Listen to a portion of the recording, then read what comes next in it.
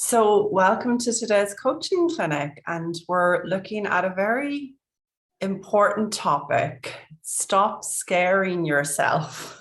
I think this is one of the most helpful pieces that I have learned as I have begun to wake up to the relationship between thoughts and feelings. And I wanted to offer this particular coaching clinic today because many of my own clients, and well, many humans in general, just live their life with a gun to their head, scaring themselves. And one of the things that I've noticed over and over is when I help clients get freedom of mind about a particular subject where they take the gun away from their head, what I notice is within a number of weeks, if not days, they begin to express the gun to their head in a new area. So somehow the mind just isn't satisfied unless there's some level of fear going on. So they might initially get freedom of mind around what they want to do with their career and their lives, only to show up with a gun to their head now about their health or their weight or their age. So it's a sneaky little thing, this scaring ourselves. But when you really, really get a deeper freedom of mind around fear as your friend, and we're going to look at that more today, you begin to catch when you're simply moving from subject to subject. I'm not suggesting that your fear just goes away and the gun to your head never comes back. That's an illusion. But what can begin to happen, what does begin to happen, is that you begin to catch when that gun is going up, even if it's just taking on a new target. For some of you, you have guns to your head about money. For some of you, you have guns to your head about romance. For some of you, you have guns to your head about how old you are. The subject, the target doesn't matter. What matters is that we begin to catch when we're putting that gun up. So that's what we're going to look at today. Stop scaring yourself. And with that, you'll have a level of freedom to experience creative solutions, to experience ideas that are helpful. Because when we're not scaring ourselves, ultimately, we have access to a higher level of intelligence. When we're not scaring ourselves, we hear our wisdom. And I'm going to give you a very tangible example. This past weekend, I went away with my friends, and it was just a wonderful, wonderful experience to go to another part of the region. And we were all there as a group. But my friends chose to stay in one hotel, which for me was too shabby. I wanted to stay somewhere a bit more stylish and elegant. So I did that, and I went off to another place. And I don't know what happened, but in the middle of the night, I plugged my phone in to charge it and I went to sleep. And I woke up the next morning. And instead of asking for my PIN to enter my phone, it was asking for the PUK code, PUK. Now, I had no idea what the PUK code is. But I began witnessing myself waking up out of my slumber and feeling quiet, and then realizing that the phone was basically inaccessible. And then I began witnessing how the gun started rising up to the mind. Oh my God, I don't even know where my friends are. Oh my God, I how am I going to reach anyone? How am I going to contact anyone? How do I I was in a small town in the region, but I just noticed how I began to scare myself. And my good friend, the whatever you want to call it, palpitations or anxiety or whatever this is that begins to beat quite hard, the heart, was really starting to go for it. It was letting me know that I was scaring myself. Now, if I didn't know that, I could have really got myself into trouble that morning. If I didn't know that that anxious feeling was telling me how much I was scaring myself, was not telling me or indicating to me that I was going to be lost on the trip, or that I wasn't going to survive, or that I was going to have to pack my bags and go back to my town. And I began to breathe. I'm going to take you through the breathing meditation that I did. I began to do my breathing meditation and call on spiritual support as well. You know, for me, that's angels, Holy Spirit, Francesco, God, you know, thank you for the solution. Thank you for the solution. I began to just do that deep breathing. And with that, an idea came to me after breakfast. It was such a simple idea, but it was basically genius. I was able to ask a person at the place I was staying if I could use their phone, and I was able to Google a person in Ostuni who had a public website with a public phone number. And that person was then able to advise the others and help the others and all the rest. By this point, people realized, oh, right, she's stuck. That's why we haven't heard from her. And then I went about, you know, my day and getting to the other side of town and getting the phone unblocked, continuing to call on support. Now, that might sound really simple, but what I hope to share with you in that example is that, you know, we're not immune to scaring ourselves. There was nothing scary about my phone being blocked and me being in a different town where I couldn't reach my friends. I mean, I was still in Italy. I still speak Italian. I still wasn't that far away. I'm still resourceful. But because of how the mind began to scare me, it was beginning to look like a very anxious experience. And it was in the calming down with the breathing that I'll take you through in a minute that I got centered, that I came back home, not completely. I still felt uncomfortable, but I began to come back to center, to the point that the gun to my head started to have less power. And in having less power, in scaring myself less, I came to a creative idea about how to reach my friend.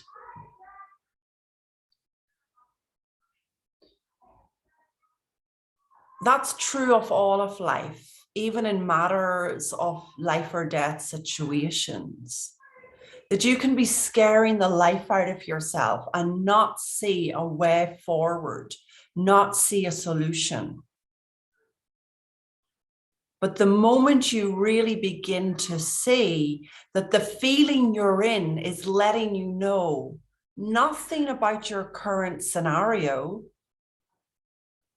it's just letting you know how much of a gun you've got to your head. To me, that's revolutionary. And as you begin to wake up to that, as you begin to remember that, it stops looking like a good idea to keep the gun up there.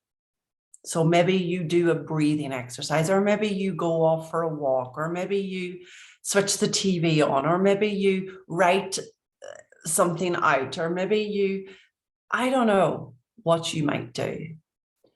But I do know that the wisdom within you is accessible the moment you wake up to how you're using your thinking against yourself.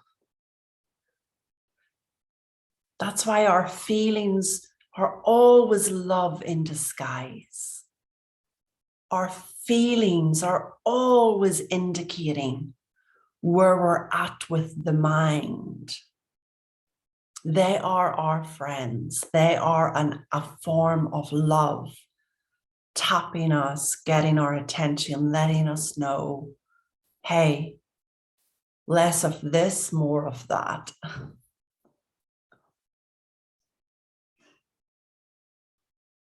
So whatever you're scaring yourself about today, you know, you'll begin to wake up to noticing when you're doing that. And one of the fastest ways you notice you're scaring yourself is the level of anxiousness, the level of discomfort, tension, stress you're living in. It's just really helpful information for when you're doing that. Is there a question or a comment at this point? Is there something anybody wants to come in with and share or ask about?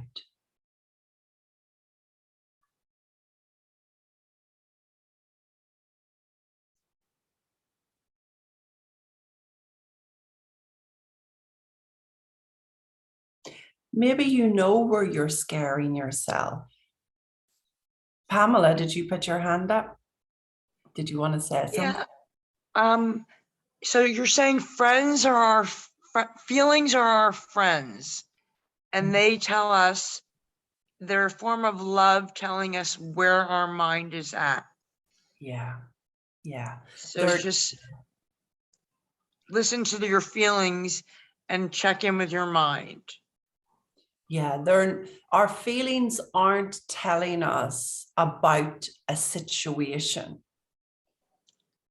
Our feelings are telling us about how we're thinking in the moment. No, somebody should have told us that. And I highly recommend that book to all of my clients. Jack Pransky, Somebody Should Have Told Us. You want to get a little bit of a deeper sense of this truth. He has written it beautifully with lots of examples that our feelings are letting us know what we're thinking about a situation. They're not telling us any information about the actual situation. But when we change how we feel, we perceive the situation differently. When our thinking changes, our feeling changes, yes. When our thinking begins to settle down, our feeling about a situation also begins to settle down.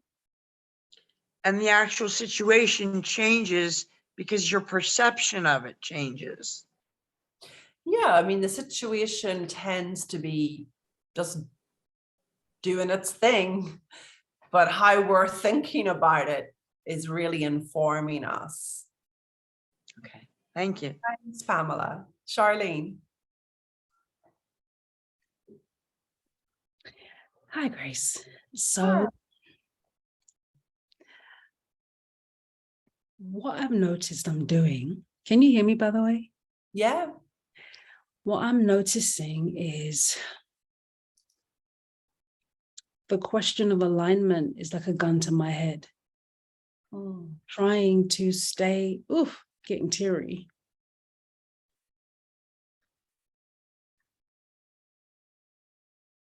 So today I did my meditation and I literally dropped trying to do anything. And I wasn't trying to not be scared. I wasn't trying to be aligned. I wasn't trying to do anything. I was just nothingness. And in that, I felt myself returning back to love. And it reminded me of what you had said, in that our default is love when we learn to just relax. But listening to you, oh, and by the way, I did a clubhouse room where there was just very little engagement. And today, because of I don't know if my energy is more open, the engagement has just gone up very naturally. I feel like trying to be aligned is like a gun to my head. Trying to energetically be love and be open is like a gun to my head, because then if I'm anxious, I went through a period of really rough anxiety recently. You know, if I'm afraid and I'm doing things that I'm afraid of most days, you know, I'm an entrepreneur running my own business. I'm doing lots of scary things, but there's this threat that I won't receive if I'm not in love. That sounds like a belief you've adopted from somewhere else. Where did you learn that in order to get what you want, you have to be a certain way?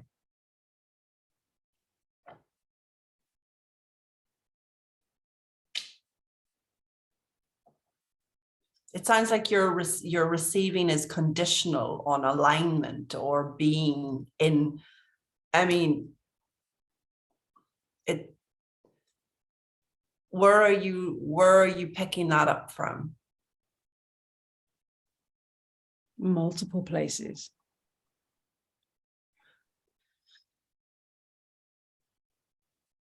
Which is why this conversation is different, Charlene, because it's not based on beliefs and it's not based on conditional behaviors. It's based on truth. The principles behind life, the principles that guide life, aren't a set of rules and beliefs you live by in order to get what you want. Just as gravity is always there without you and I having to be careful about it or work our way around it or get into it, so too are these principles that are supporting you and guiding you through life. Everything else is based on act like this to get that. Think this way to get to do that way. This is not conditional, because at your core and who you are the creator. You are alignment. And you could be having the worst day ever. And I've seen this happen to me over and over again. You could be having the bloody worst time ever. You could be anxious, you could be stressed, you could be and you still end up receiving or getting what you want. And sometimes just out of the blue.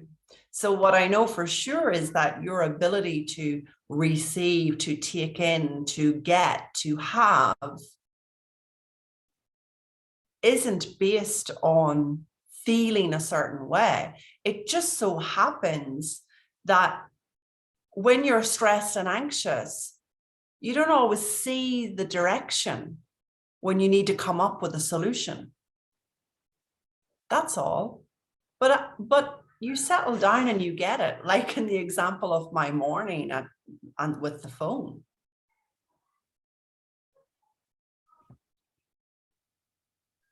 Is this making any sense at all, or would you like me to share it in another way? No, it's making perfect sense. It's like you've just thrown a bowling ball into the skittles of my previous thought system. They're all flattened, and I'm kind of just like, oh, Yeah. Everything I learned before coming across this understanding, the truths behind life, everything I learned up until that point was based on changing my behavior, improving my thinking, up-leveling my circumstances in order to be okay or in order to feel better. Mm. So you'd be surprised at how many books I ended up innocently just, not just throwing out, but wasn't really throwing out the book. It was needing to throw out everything I'd learned in the mind. But the personal development, the self-help movement and the personal development movement, everybody that's sharing their thing and giving it to you from a belief and conceptual way, they're not wrong. They're giving it to you from what they currently understand. And this particular understanding Honey, this is taking a very long time. This is my personal opinion, a very long time to ripple into all of the world. I'm so sorry. Like I said, the Skittles are flat. Left is right, up is down. There is no sky. I don't know whether I need to watch this on the replay. Mhm. I just need. Are you saying that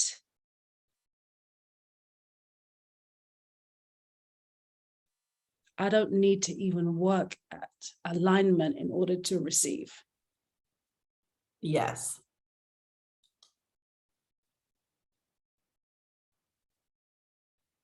Am I naturally aligned? Yes.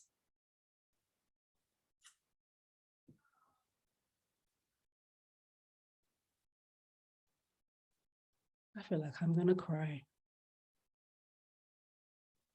I also feel like I'm taking the rest of the day off. I need to, I need to absorb this. Thank you. You're welcome. Take up any more time. I'm just gonna, thank you. You're welcome, honey. You're welcome. It's a bit like waking up in the morning and sort of wondering, is your spine still straight? Do I need to do something to make my spine straight? Should I be careful about my spine? It's like the truth of who we are. We are alignment because we are spirit, God, well-being, love. We are all of that. Now, our thinking mind can convince us otherwise, but that's just a machine. The mind is just a machine. Who we are at core is aligned, is able to receive, is in well-being, is in love. And the deeper you see this, the more you live in that, the more of the time you live from that place. But we're all waking up to this on different levels. And again, I would encourage you all, as I do with my private clients, to read the book.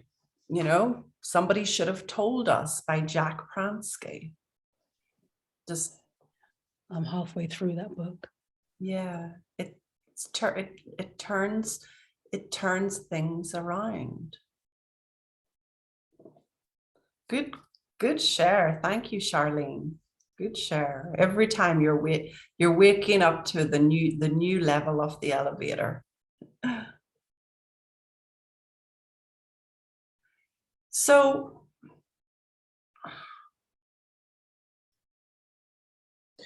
this is why when we're scaring ourselves,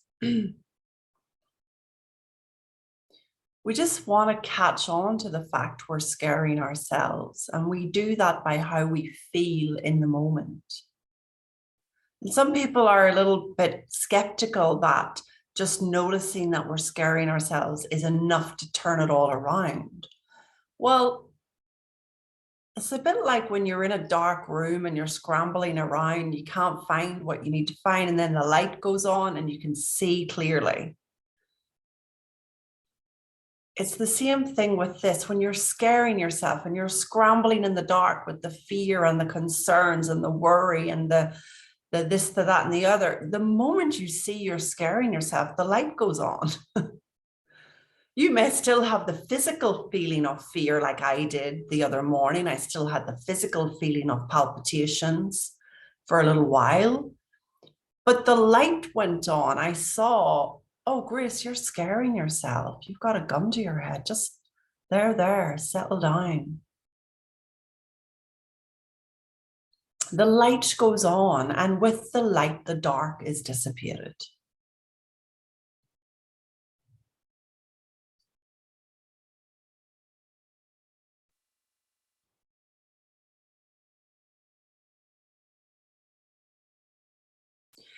And beware of the flavors of your beware of the target of the gun. So when we put a gun to our head, we put a gun to our head about age, about money, about how we're performing in the world, about not being further ahead by now. We put the gun up. And it can be very easy to fall into looking in the direction of the subject more and more. Okay, I'm scared about not being further ahead. So I'm going to fix everything about not being further ahead. I better get to it. I better get on with it. I better create something. No. That's just going down the rabbit hole. What we do is we wake up to the fact we're scaring ourselves about not being further ahead. And we simply allow ourselves to have a bit of compassion for that gun we're holding, but we don't look further into the subject when the mind is still in that hurricane. You know, it's like people, let's say we're scaring ourselves about our age, and often that comes with how we look, right?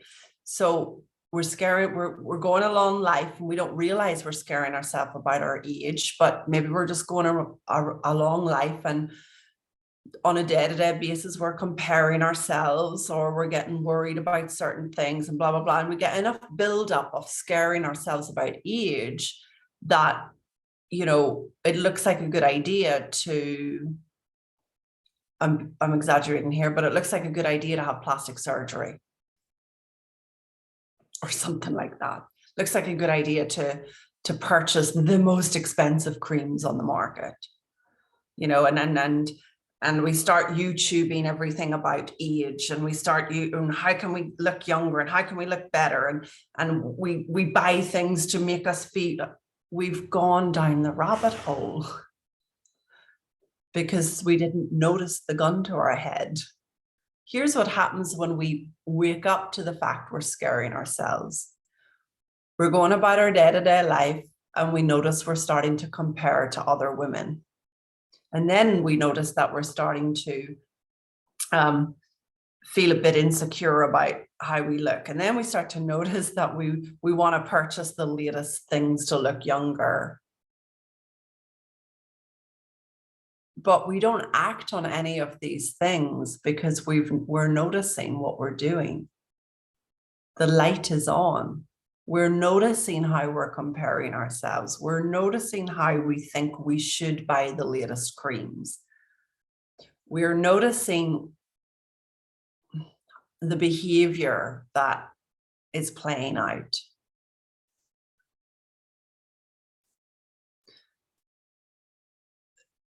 Your noticing is what takes the gun away from your head.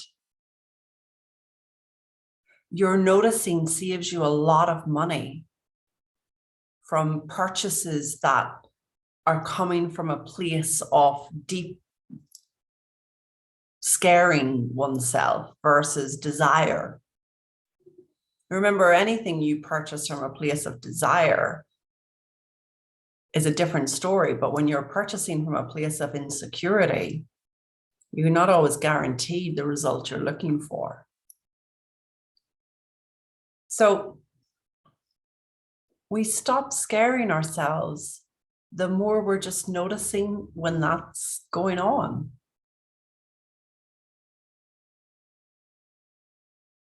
And from there, we make different choices. Who has a question or a comment or a something that they want to share?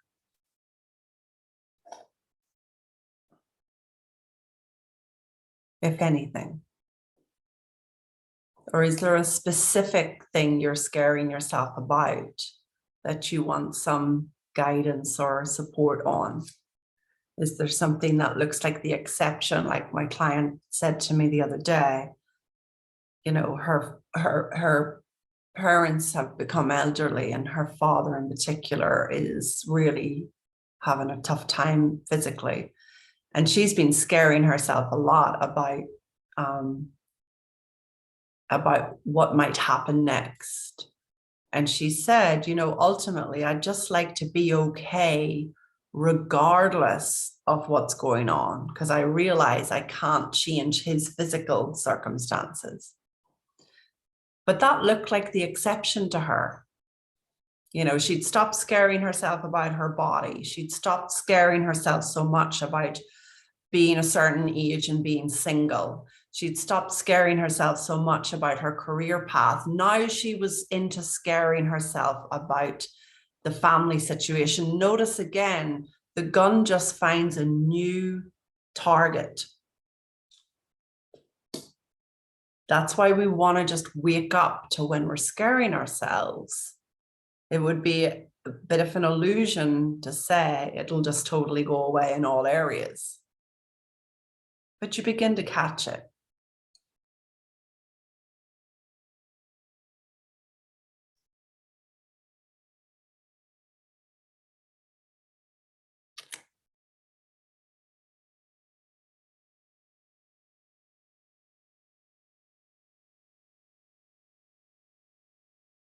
Diane, you got your hand up. Yes, thank you. So I think what I'm hearing, I just want to see if this is kind of what you're saying. It's almost like the awareness itself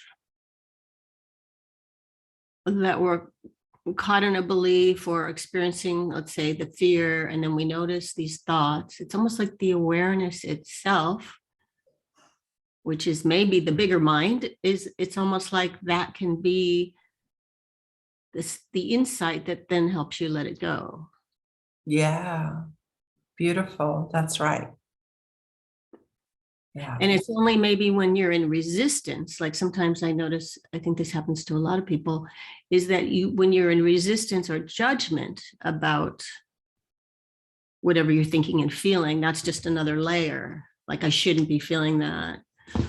But then when you accept, when you accept it or allow it, then it can fall away so much easier when you don't then have another layer of judgment on top of it.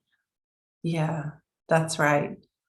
Yeah, most of our suffering is from that resistance to it, you know, but innocently, when we're not aware, that's what we do. And even the resistance, and then you just don't judge yourself for that, because there are moments, right, where you just, it's unconscious, right? Or it's a pattern, or it's conditioned. And so you just fall into that. And then it's, I think so a part of also what I'm hearing is then, if we can love all the parts of ourselves, that's part of it, right? It's like, it's accepting all of it. Like, because we are going to have moments of all these feelings, right? Of whether it's fear, anger, sadness, loss, grief. Like, it's not to judge that, it's just to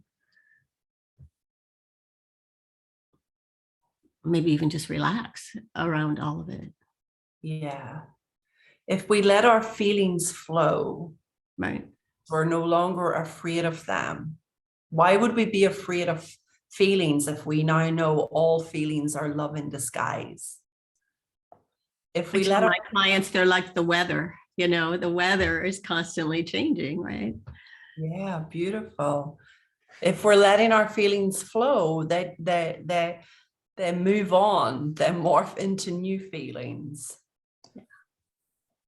But innocently, we've learned these feelings are good, these feelings are bad. We should feel uncomfortable around this and more comfortable around that. And that's where we get into trouble. The feeling's just like giving you information about your mind. It's not giving you information about the situation, the circumstances, the person. I mean, I hated learning this because I really wanted to be right. I really wanted. What do you mean my feeling isn't about them? It is about them. They're a bunch of bitches and bastards. I had no idea that when I was seeing people as bitches and bastards, it was indicative of my state of mind dropping. But I wanted to be right. Like, no, my feeling about these people is right. So when I began to learn this, it was like, oh, damn it. So really, when I'm feeling this way about them, it's not about them, really. It's about me, how I'm using my mind against them, against myself. There's a drawback to understanding this. You have to wake up out of your childish pain. But ultimately, Diane, you're seeing more clearly, and you'll see it on deeper and deeper levels, but you're seeing more and more clearly that the feeling's just information about how you're using thought. Oh, thank you. That was my dog. So if you're afraid of something, so let's say I'm afraid of public speaking, but I want to put myself out there. I just have to watch those thoughts come up and then accept them, try not to scare myself. But if I do, then, because obviously if you do step out of your comfort zone, sometimes you are going to be afraid, right? Yeah, absolutely. It's why most people don't step out the comfort zone, because they're convinced that the feeling is telling them not to. Right. That they can't survive that, or that they'll fail, or whatever the story is in the moment. That's right. Whereas if you actually see, as you're seeing, my fear of public speaking has nothing to do with how it's going to turn out when I get up there and speak publicly. My fear is just letting me know, wow, the way I think about public speaking is really scary. And hopefully that would change over time. It loses its grip, Diane. Yeah. It loses its grip. You know, it gets less and less compelling to you to go down the rabbit hole of scaring yourself about public speaking. You know, someone else will scare themselves about flying, for example. It means nothing about the aircraft. It means nothing about whether the flight's going to go down or not. And for the most part, the flights don't go down. But people scare the lives out of themselves about flying. And because they don't understand that the feeling of fear is informing them about how they're thinking about flying, they either don't get on the plane, or they take tranquilizers to get on the plane, or when they're on the plane, they have the most awful experience, even though the plane just goes along from A to B and doesn't go down for the most part.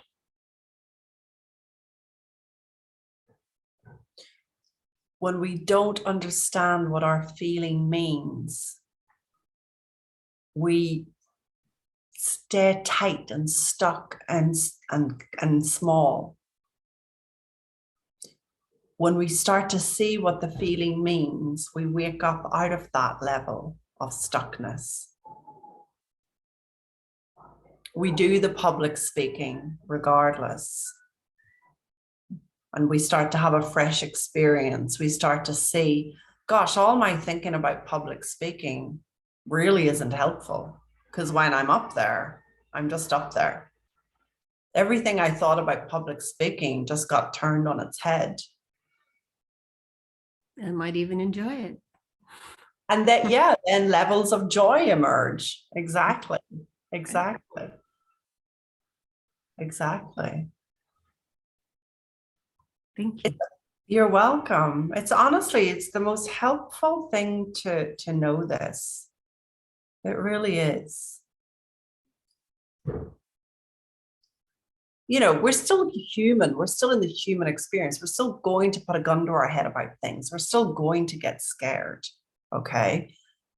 But the time lag around how long you keep that going and how uncomfortable that gets begins to shorten and shorten and shorten, because you begin to wake up to what you're doing more and more quickly.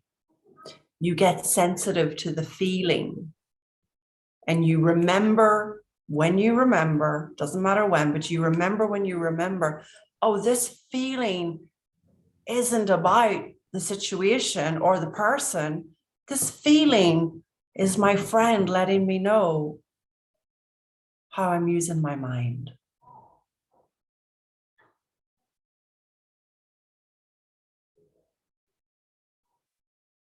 Charlene says, I get sleepy and relaxed during your clinics. That's a good sign that the mind is slowing down, Charlene. That's totally fine. I remember when I first was going in this direction, and I would just want to sleep whenever I'd be with my mentor. I'd be like, oh my God, I'm so tired. And he said, you know, Grace, when you've been living on fumes for years and you start to hear truth and you start to experience a deeper level of well-being, don't be surprised if you feel exhausted for a while. You'll come back round. And he was right. He was right. We really underestimate how busy-minded we are, and we really underestimate how tired that makes us. You know, I used to be someone who would walk around, why am I so tired? Why am I so tired? I'm not doing anything. Why am I so tired? Why am I so tired? I had no idea that the level of mental energy that was being spent on worry and fear and stress and concern, and even positive mental energy, even thinking positively, all of that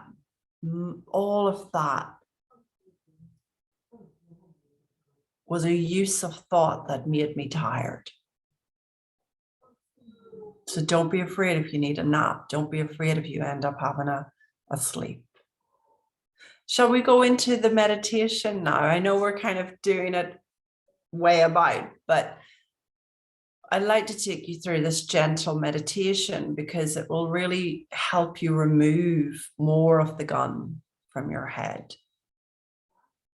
And it'll allow us to close our clinic in a deeply healing way. So just join with me now as you close your eyes.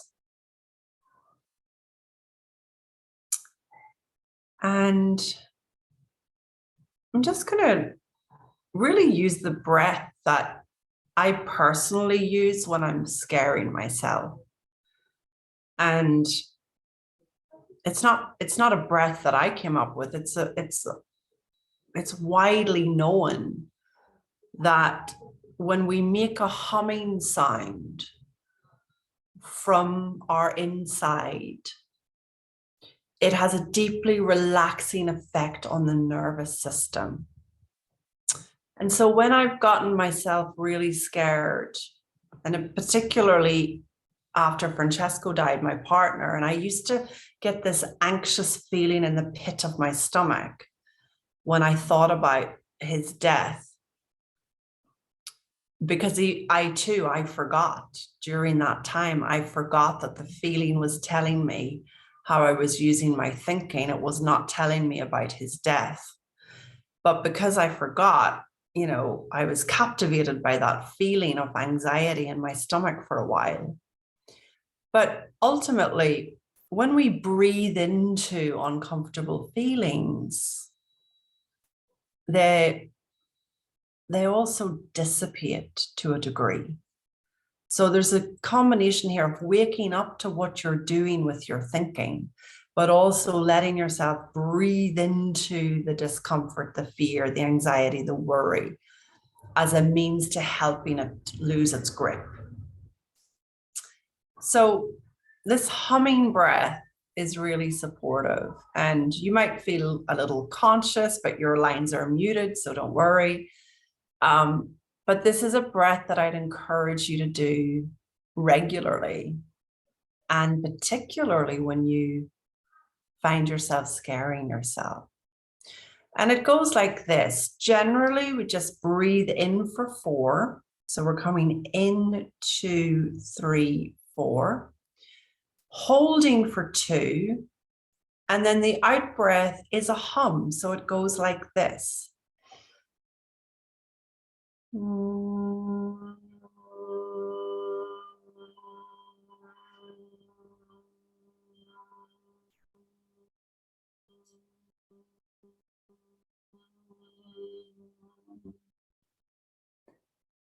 Until the breath is completely exhaled.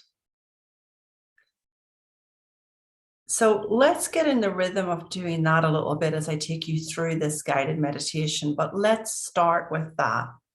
So we're going to do a few rounds of this and really let the hum be, it can be as loud as you want, it can be as gentle as you want. Just make sure that you just get the breath out and you can lengthen it as often as you want, okay?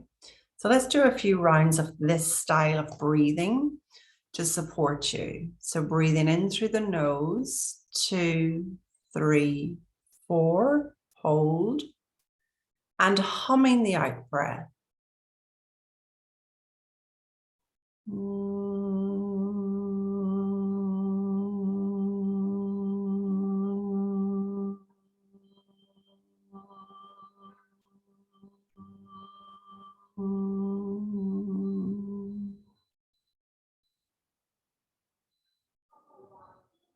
Keep that going in through the nose.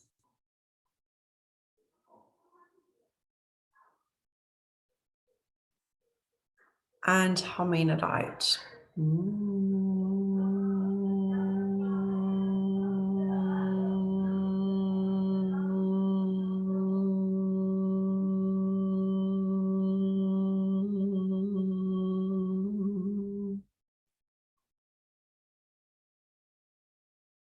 Few more rounds of that, and you begin to relax the whole nervous system. Breathing in through the nose. Hold for 2 if you can, and out.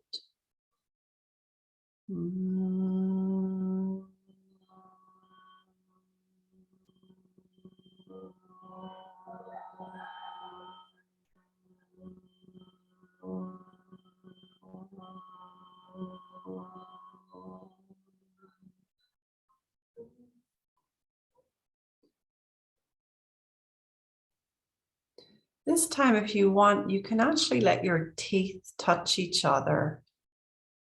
This is supposed to have an effect even more deeply. You can let your teeth gently clench against each other on the out breath with the hum.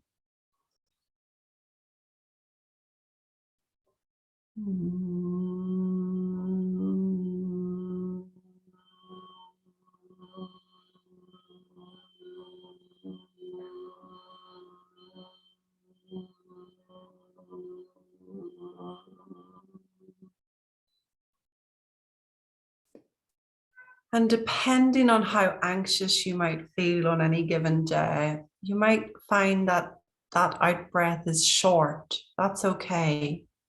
You might find that you need to breathe more regularly, deeply, that's okay too. But this humming breath is there to really help you in those anxious, scaring yourself moments. If you can get into the habit of doing it, a couple of minutes in the morning, a couple of minutes before you go to bed, I must say, before bed, it's quite amazing because you'll notice your sleep is really different. So if you can get in the habit of doing it more, it will support you. So let's just do one more and we'll go into the meditation more fully. In through the nose and humming it out.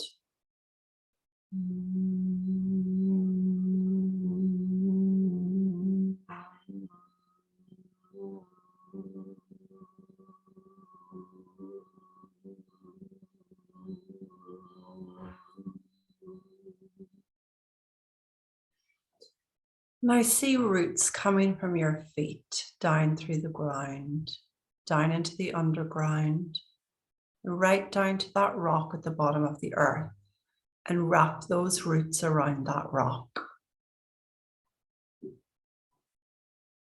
Feel the rock support you as it emanates golden light coming up from the rock, into the roots, up through the underground, up through the ground, through the feet, into the ankles, all the way up through the body, through the shins and the calves, this golden elixir of light, into the kneecaps and swishing up now through the thighs, through the buttocks, through the sexual organs, up through the body, moving up into the chest, up into the throat, up through the back of the spine, right up to the neck, out through the shoulders and down through the arms, down into the lower arms, into the hands and out through the fingertips and swishing back up now through the arms, into the shoulders, up through the neck, into the face, right up into the head. A couple of inches above the head, notice a star. Let the light connect to that star energy.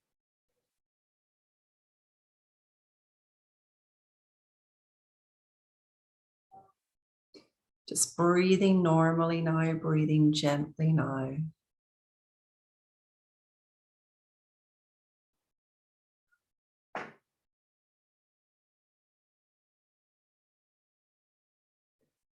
And receiving this prayer of courage that I will share with you now and bless each of you with now and each of you on the recording with now. That dear God, dear Spirit, on this day we ask for a new life. We ask to be reborn in body, mind, and all of our affairs. Give us a resurrection. Give us a clear direction. Let us outgrow our childish pain, where we have a tendency to scare ourselves and to feel ashamed. Take whatever gun is currently and consciously or unconsciously being held to our heads and replace it with your light and peace.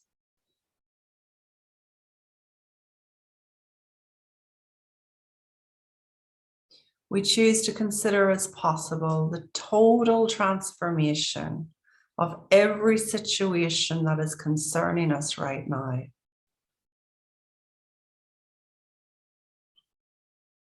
Through the grace of your support and your help and your guidance. May we know the joy of full surrender. Thank you, Lord.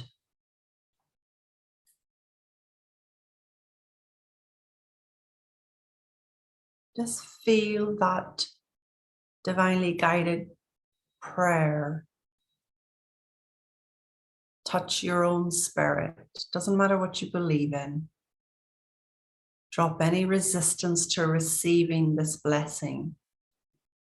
Just let it touch your own spirit now. Knowing that whatever gun you have to your head about whatever subject is subject to a complete transformation. As you ask for help, as you wake up to it, and as you let yourself surrender to your true nature, your aligned nature, your divine nature.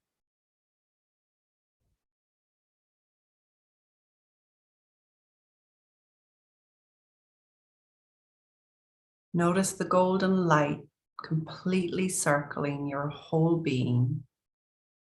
Receive its gift of healing, of love, of abundance, of endurance, of support, of creative ideas and solutions. Bask in that energy.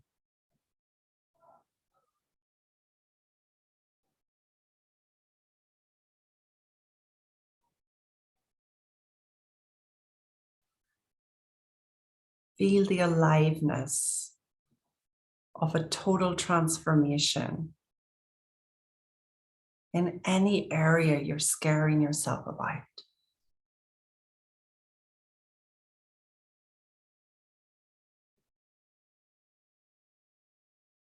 And now let yourself be grounded once more with those roots.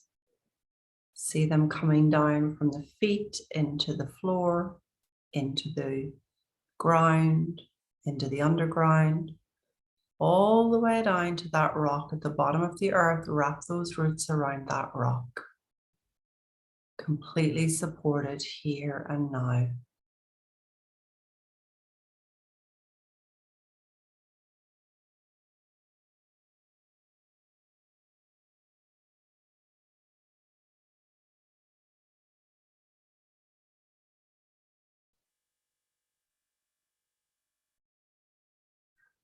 And gently coming back into the clinic, into the space.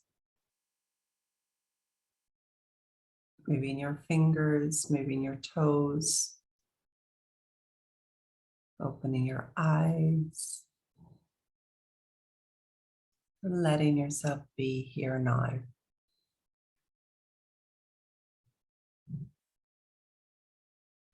So I hope that that was helpful and